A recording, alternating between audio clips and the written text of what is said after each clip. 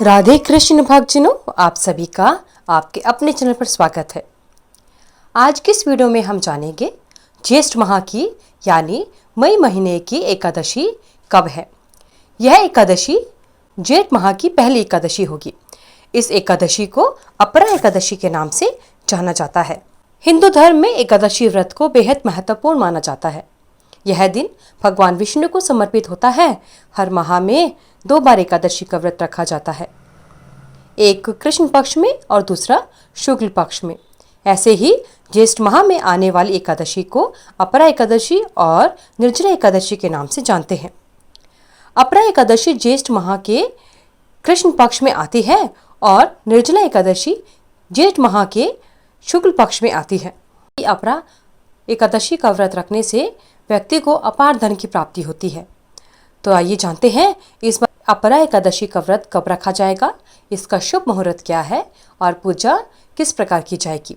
साथ ही जानेंगे कि व्रत का पारण कब और किस समय किया जाएगा। वैदिक पंचांग के अनुसार इस साल ज्येष्ठ माह में आने वाली कृष्ण पक्ष की एकादशी तिथि का आरंभ 23 मई को प्रातःकाल 1:12 से हो रहा है, जिसका समापन इसी दिन यानी 23 मई को देर रात 10:29 पर होगा।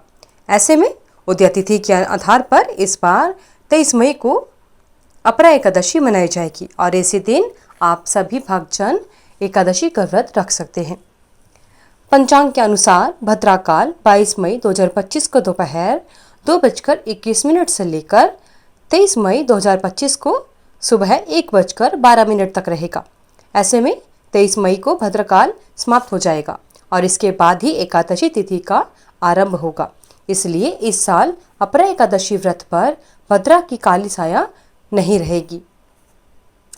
आइए अब जानते हैं अपरा एकादशी का व्रत का पारण कब और किस समय किया जाएगा। अपरा एकादशी 23 मई को मनाई जाएगी, तो इसलिए इस व्रत का पारण अगले दिन यानी 24 मई को किया जाएगा। व्रत खोलने का शुभ समय सुबह 5:26 से लेकर सुबह 8:11 तक रहेगा। शास्त्रों के अनुसार एकादशी व्रत का पारण द्वादशी तिथि समाप्त होने से पहले करना होता है, इसलिए आप शुभ समय में ही अपने व्रत का पारण कीजिएगा। आइए अब जानते हैं अपरा एकादशी का व्रत का महत्व। अपरा एकादशी के दिन व्रत रखने और भगवान विष्णु की पूजा करने से सभी मनोकामनाओं की पूर्ति होती है। अपरा एकादशी के दिन प्रभु नारायण के साथ माता लक्ष्मी की भी पूजा की जाती है। ऐसा करने से व्यक्ति धन धान्य में भी वृद्धि होती है और सारे कष्ट दूर हो जाते हैं। साथ ही एकादशी का उद्यापन करना भी आवश्यक होता है।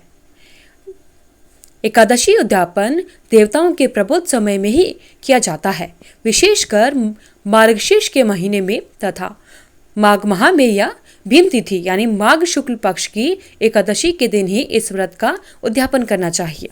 चतुर्मास में एकादशी व्रत का उद्यापन नहीं करना चाहिए। जब आपकी 24 एकादशियां पूर्ण हो जाती हैं तब आप इसका उद्यापन कर सकते हैं। तो आइए जानते हैं एकादशी व्रत की विधि क्या है। करने वाले भक्तों को दशमी के दिन से यानी एकादशी से एक दिन पहले से ही कुछ जरूरी कामों को या नियमों को मानना पड़ता है।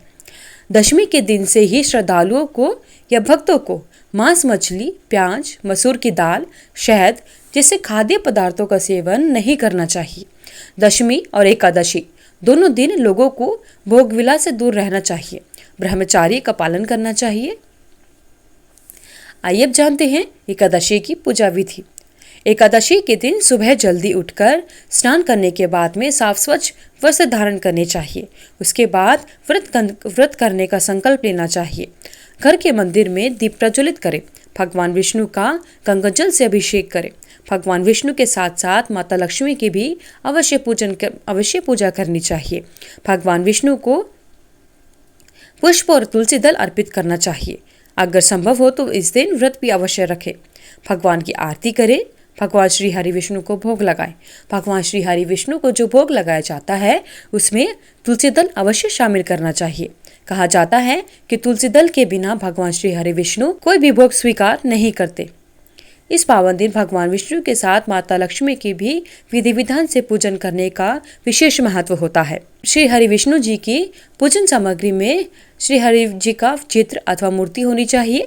साथ ही पुष्प, पुष्पमाला, नारियल, सुपारी, अनार, आंवला, ये जो ऋतु फल होते हैं, धूप यानी मौसम के अनुसार जो फल मिलते हैं वह सभी फल, धूप, घी, पंचामृत बनाने के लिए कच्चा दूध, दही, घी, शहद और शक्कर चाहिए। धन्यवाद। अगर आपको इस वीडियो में दी हुई जानकारी अच्छी लगी तो वीडियो को लाइक करें, शेयर करें, चैनल को सब्सक्राइब करके बेल आइकन को जरूर प्रेस करें ताकि आगे आने वाली सभी वीडियोस की नोटिफिकेशन आप तक समय से पहुंचते रहे। भगवान विष्णु और माता लक्ष्मी की आप सभी पर कृपा बनी रहे।